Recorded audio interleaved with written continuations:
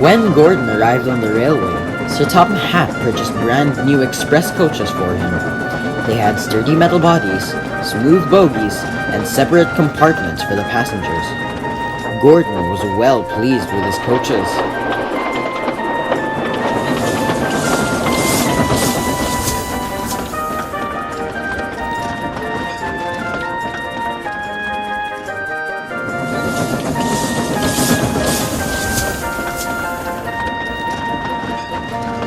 The old coaches felt left out. Time and wear led the railway inspectors to see them as unworthy of the main line. The coaches were most upset. "Cheer up," smiled Edward as he shunted them into the carriage sidings. "You'll still be useful on the ranch line trains." "Ranch lines," they shuddered. "How embarrassing!"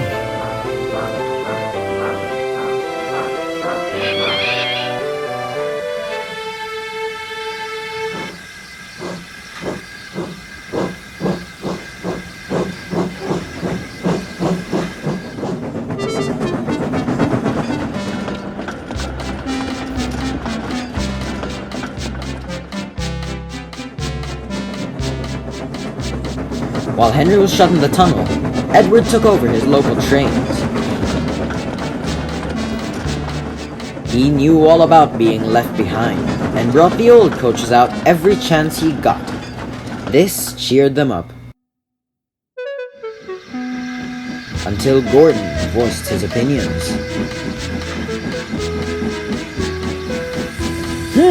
"A pity," he sniffed as Edward shuffled in with the coaches. "But that's the price of progress. Why, even you would have been a prime express engine at one point, Edward. I suppose it's only natural that modern engines require modern coaches." "Is that so?" smirked Edward. "Why, I think you'd look most distinguished pulling these old dears." "No, thank you," Gordon harumphed. "They'd be open-top carriages before I even reach top speed. Now these are proper coaches," he finished, eyeing the express behind him. "Oh, is that what they are? I thought someone had stretched out the goods vans and you were doing some real work for a change," laughed Thomas as he shuffled past with some trucks.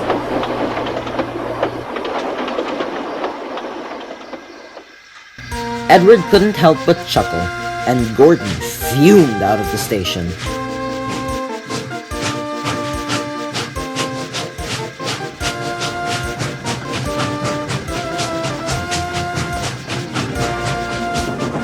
His mood didn't improve on the main line. They were running well. Too well.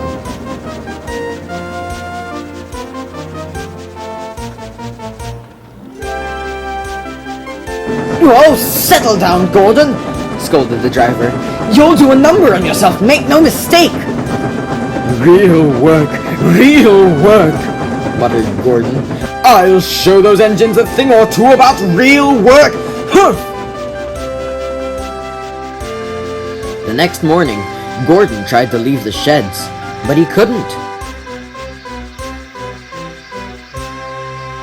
"What's happened to me?" he groaned. The crew inspected him and quickly found the problem. "Something's wrong with your tender brakes," sighed the fireman. "And with how you were going about yesterday, I'm not surprised." "Oh, and you thought the old coaches were the ones who would fall apart?" laughed Thomas. Edward shot him a look. "This is no time for teasing, Thomas. The express must go out on time." "And how?" grunted Gordon. "You aren't strong enough to pull those coaches, Edward." Edward glanced at the coaches and the carriage sidings, and then he spotted something else. The passengers were growing impatient. There was no train ready for them, and it'd soon be time to leave. The fat controller had just stepped out of his office to see what the matter was, when he saw a most peculiar sight. Edward came steaming in with all the old coaches he could find.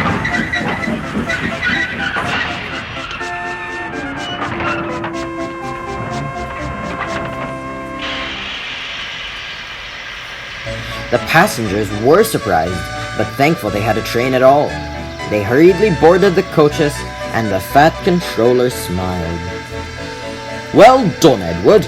Most resourceful of you. Don't push yourself too hard now. I may not match Gordon's pace, sir, smiled Edward, but I'll have a jolly good try. The guard blew his whistle and Edward started away. Soon, he was coasting down the main line, making excellent time.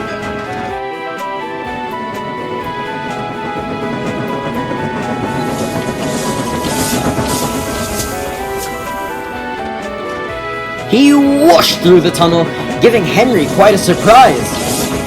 Go on, Edward, go on!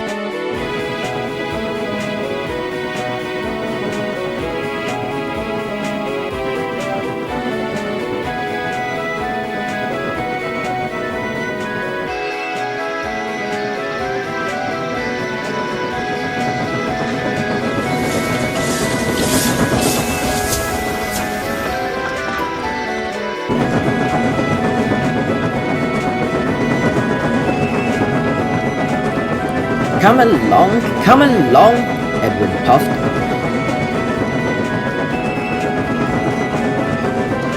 Gentle and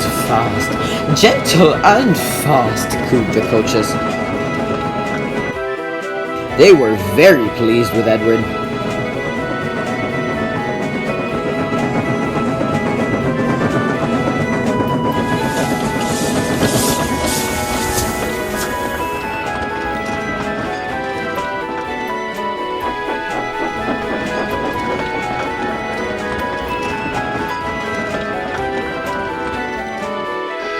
At the last station, the passengers cheered and thanked Edward.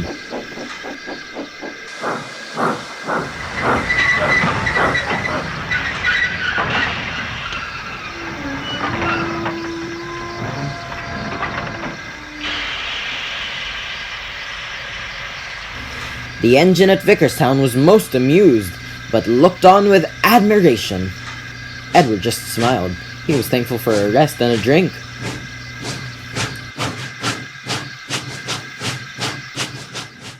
When he returned to Sodor, Edward spoke kindly to the old coaches.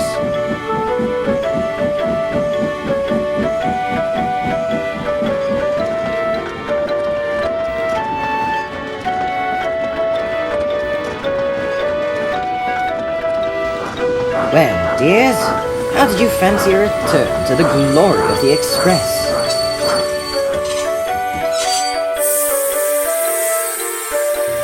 Oh, it was lovely, Edward, smiled one. Although, added another, perhaps you were right. Some leisurely branch line work sounds most enticing. Well, Edward laughed, I'd say it's time for a well-earned rest in the carriage sheds. Come along now. That won't be necessary, Edward. Gordon slunk up alongside.